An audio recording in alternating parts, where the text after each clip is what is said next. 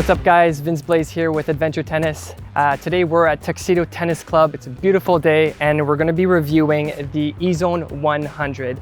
Personally, this is my favorite racket and we're going to be going over why that is in this video today. Now, I've been using the Ezone for 1 year now and I've really enjoyed a lot of the features that it has to offer, whether it's the string pattern, sort of the weight distribution, and obviously this cool Osaka design that I'm holding right in front of me right now. But before we get into the review, I just want to give you guys a full disclosure. I'm no professional player. I've been playing tennis consistently, I'd say, for the last probably like 2 years. I'm not a newbie to professional sports. I used to train in the sport and compete in the sport of judo at a high performance level. I would compete across Canada yearly, and also I've had the chance and the opportunity to compete and train internationally, notably in Portugal, Germany, and Japan.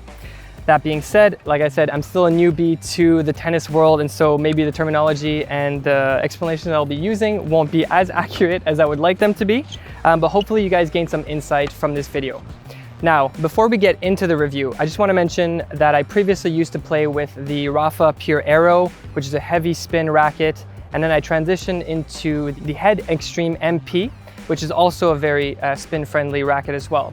But both those rackets weren't exactly fitting of my game. There's just something that was off. And if you guys want to see a video of my full racket journey, then please subscribe to the channel. And depending on when you see this video, it might already be up.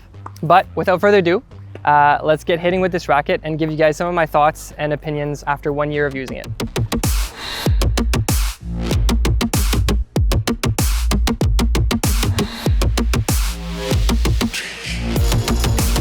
All right, so just finished warming up here with my friend Beckett, and just some of the first things that caught me to the racket itself was the aesthetic. You can't really deny it. It's a beautiful racket. So this is the original racket. It's the blue version. Just on its own, I think it's a really beautiful racket. I love the metallic finish and sort of that gradient. A lot of the companies have been doing something similar, like Wilson with their new rackets. But overall, I think it's just a really good looking racket. Now, obviously, my preference would be the Osaka version, which gold, black, dragons. How can you go wrong with that? But speaking about the aesthetic, brings me to one of the main things that I think I really enjoy about this racket is just the shape of the racket. So at first, as you guys can tell, I'm just gonna put this down. As you guys can tell, it's not necessarily a perfectly oval racket, right? It has this sort of square shape at the top, which at first I thought was a little bit tacky, a little bit weird. But overall, I think that this gives a really nice control to the racket. The shape of it somehow creates a really big sweet spot right in the middle of the racket, which I really enjoy. I just think that it really flies well through the air. Again, I'm no pro, I don't know the vocabulary for that or why that is, but I think that overall, just whatever technology that they have in this racket, it has made for a really control-friendly racket. Like I said, the sweet spot is huge, and so for a beginner, intermediate player, this is definitely something that will help your game, as it'll allow you to make a little bit stronger strokes, knowing and having the confidence that you can really control the ball regardless of where you hit it on the racket. The second thing is also related to the shape of the racket, is just the overall weight distribution. This might just be a personal preference, but I think the weight distribution in this racket, that it's a little bit head heavy, but it does feel as I'm extending my arm that the power just flows through and goes through the ball.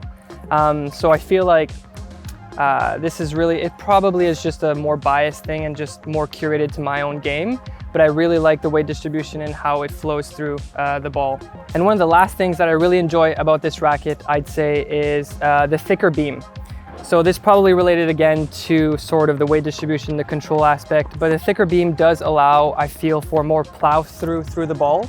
It allows for a lot more of a solid contact, but I feel like I'm not losing necessarily feel of the ball until much later. I have been adjusting my swing to have a little bit of a more extended arm and have a bigger follow through, which I feel like this racket has really helped me develop over time. Also with the thicker beam, one thing that Beckett from Tencom noted was that I was noticing that my volleys with this racket were getting a lot more consistent. They were a lot more control friendly. I was able to place them a lot more. Also, when reacting to a really quick volley, I would notice that I'd have the time or a lot more control. I felt a lot more like I could control the pace of the balls that were coming at me really quickly when I'm at the net.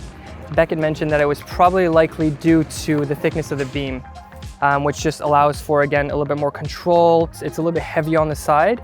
And so if the ball were to hit a little bit off the side, again, on that sweet spot, you'll have a little bit less wiggle room. So if you're finding that, for example, you're having a lot of issues with like control, or like the racket is spinning in your hand, for example, this might be a good racket to check out, just because, again, it is, in my opinion, a really control-friendly racket. So yeah, these are sort of my top 3 things that I really enjoy about this racket. Some of the players that I've played with have also noticed that it's a really spin-friendly racket. I didn't find that it was as spin-friendly as, say, for example, the Pure Aero and the Extreme MP, which I have played with before.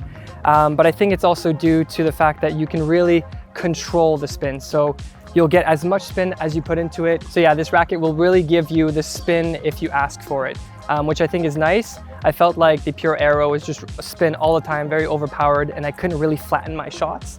With this one, I have evolved into a more flat, sort of aggressive play style, and so this really allows me to be able to hit flat shots, but also have a really spin heavy second serve, for example, which I've really enjoyed and that my opponents have struggled with over time. So one thing that a lot of people mention about this racket is the stiffness. I'm still fairly young, I'm 29 years old, but I do think that obviously it is a little bit on the stiffer side of the racket.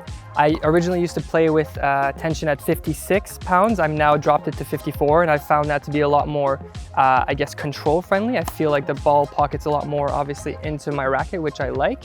And so if stiffness is an issue, this may not be the right racket for you. One of my friends actually was trying to sell me a 98 version of this, mentioning that the stiffness was a little bit too much for his elbow. So that's maybe something to consider, but I do like that stiff, powerful impact. Personally, I think, again, it's really conducive to an aggressive style of play. Another con of this racket would be that it is somewhat of a heavier racket. I did mention that I did like the weight distribution, but for a player who, like for me, has maybe a little bit of a weaker backhand, I do play with a single-handed backhand, I do find that it does slow down my swing quite considerably. My reaction time isn't nearly as good as it is on my forehand, and so when I'm coming in a little bit late, I do find myself not being able to follow through properly or not contacting the ball at the right spot, just due to, again, probably poor technique or not as good technique, but also just the weight of the racket does require a little bit more time and a little bit more getting used to this motion in order to create that racket head speeds. So those are 2 things that you might want to consider when purchasing this racket, would be, again, the stiffness and the sort of the weight distribution, if that fits your game or not. So those are my thoughts on the Ezone 100. I've been using this racket for the last year or so, and honestly, I've really enjoyed it. I don't see myself switching out of it. I probably missed a lot of technical details, and there's probably a lot of people who's going to be sort of complaining and commenting on my review here, but this is just my honest experience as just an average tennis player.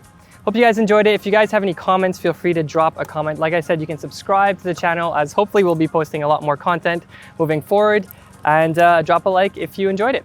Thanks so much for watching. We'll catch you guys next time.